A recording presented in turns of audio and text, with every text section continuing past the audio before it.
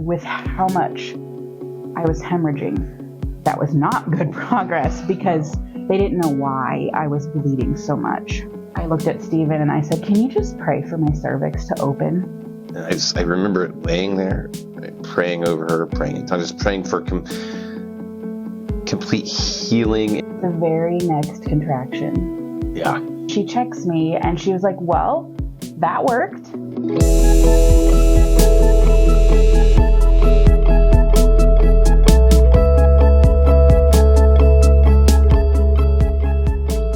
Like leading into that pregnancy with Tucker, I know it scared the bejesus out of me because you miscarried. Mm-hmm. And I remember we're at the hospital. I'm holding her in my arms in the hospital bathroom, like screaming my lungs out because like we're in there. She had passed out, and yeah, just being in there and being like, I felt like I couldn't yell loud enough. Now, granted, there were 2 doors and several walls in between, and like I didn't want to let go because I didn't know what was going to happen. To run out into the hallway, and be like, get in here, somebody, literally anybody, and then there were other things that happened after that. I'm like, and I wanted a son. We had had Hunter.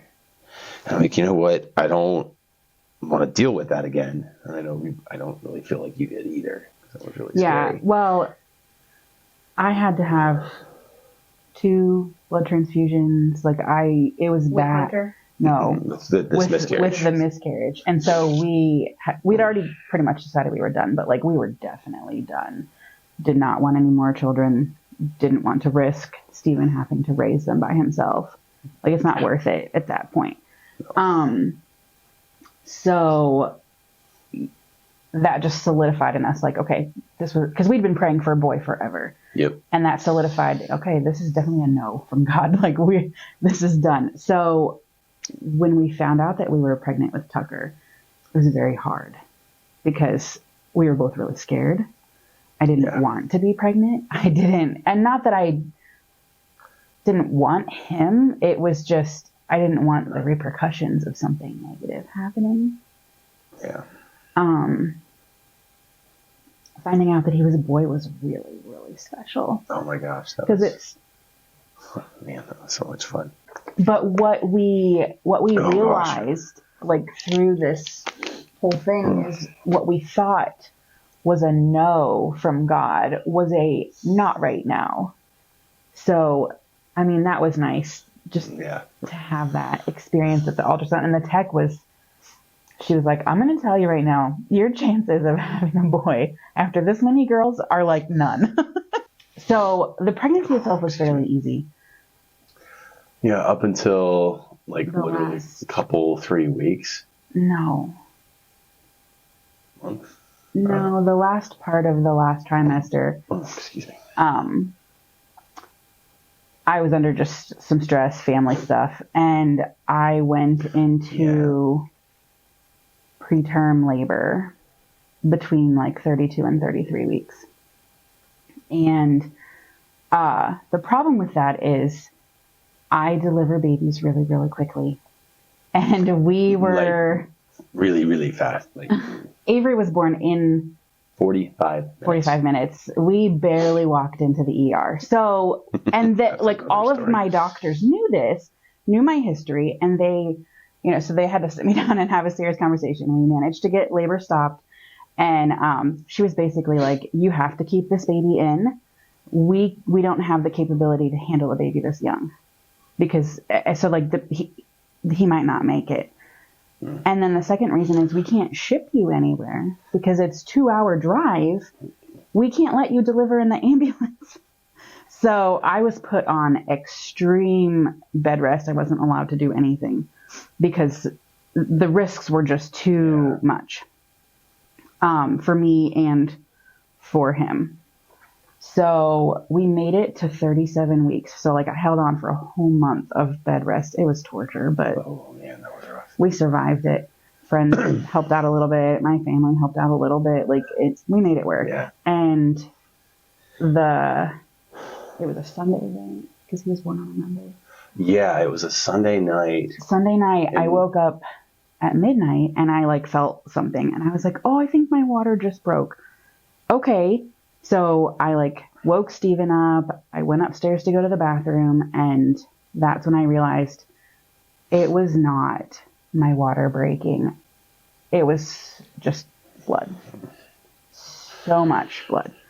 And Steven, I let him know that was going on, and he's freaking out. He grabbed all the kids out of their beds. How I managed to keep my cool, and like I remember just being like, okay, keep cool, drive on. Like, I had been praying for him to be able to handle an emergency situation. But I don't excel at that. I got my clothes changed, and by the time I made it out to the car, like he had all the girls buckled in and ready to go, and we took off. It was a 15-minute drive to the hospital.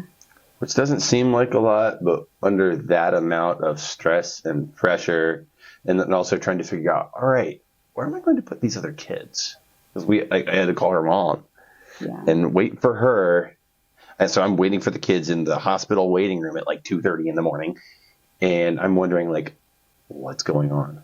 Oh my gosh. Like, I was a little ball of stress once we actually got there and you were back there. Right. Just like not knowing what was going on. Right. But for the drive, like we immediately messaged, well, I did because he was driving, but I messaged like prayer warriors in church and I was like, hey, I'm hemorrhaging. We're driving up to Marietta to have Tucker. And I called my mom, and then we just prayed in tongues the whole rest of the time. And like Emily jumped in and prayed with us, like in her little cute voice at the time. It was adorable. Yeah. And like he said, he had to wait in the waiting room with them until my mom could get there. And I went back with the nurse to the room, and I told her, I was like, I'm bleeding pretty heavily. And she was like, oh, that's pretty normal when you go to have a baby. And I'm like, no, I've had babies. This is not normal. And so we go in to get like the little belly straps on that they monitor you with. And she looks and she was like, oh, honey.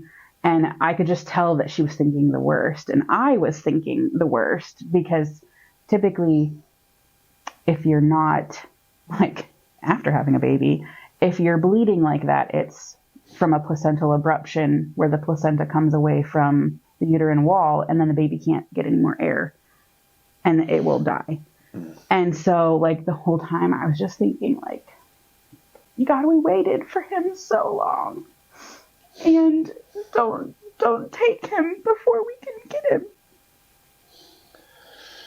So I laid on the bed and they did the Doppler, and that heartbeat was the sweetest thing I have ever heard. It was amazing. Yeah.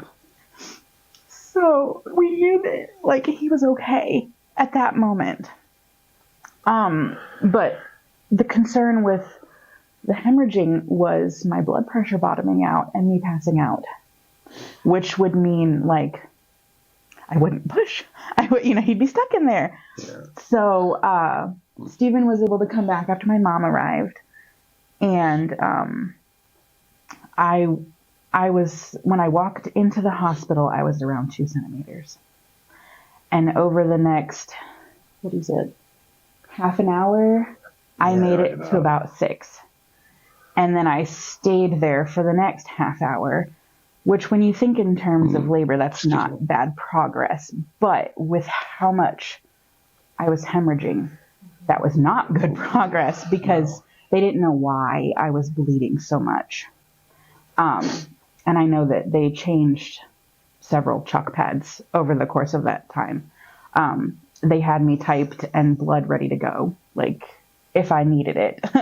So they came and told me, hey, we talked to the doctor. This is what the plan is. Like if you can't dilate further, we're going to have an emergency C-section. And so after the half hour stuck at 6 centimeters, I looked at Steven and I said, can you just pray for my cervix to open?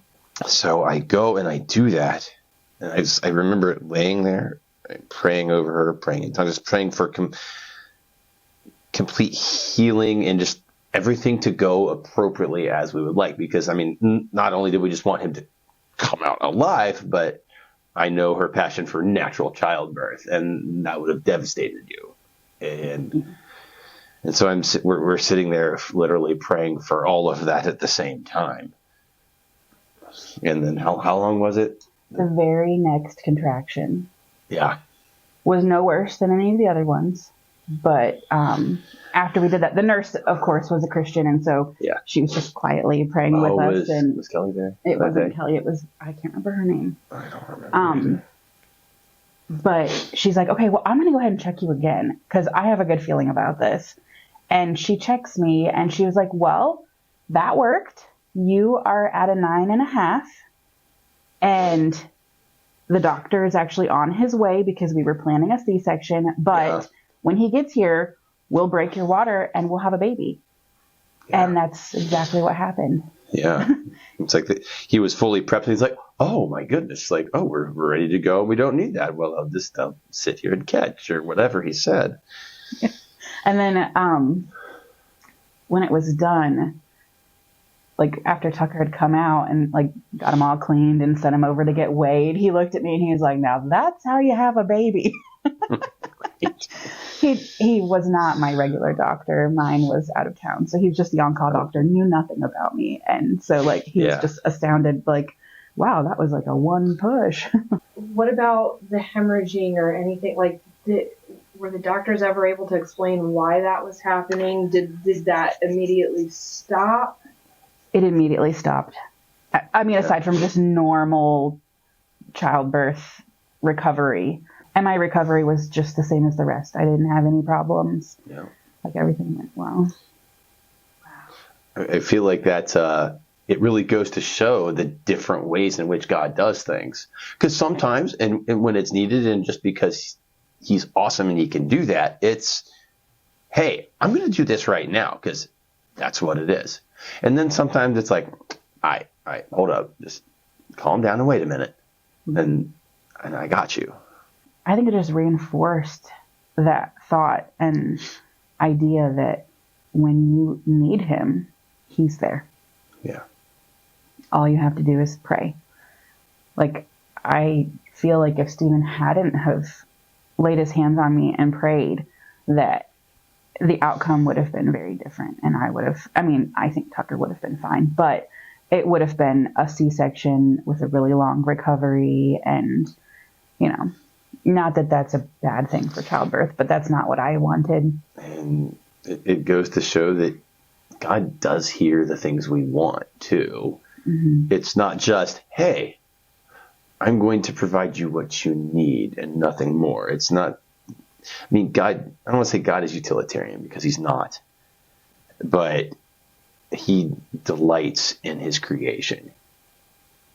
Mm-hmm. And he does that with us as well. And he has done that for us specifically. What would you say to your fellow believers who struggle to believe that what happened back in the New Testament is happening today? I mean, we've got 2 kids as proof. Right.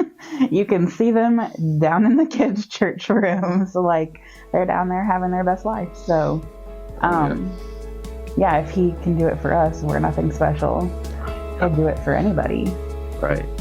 We're not even any better Christians than anybody. Like, no, we've got our certainly not. Facts.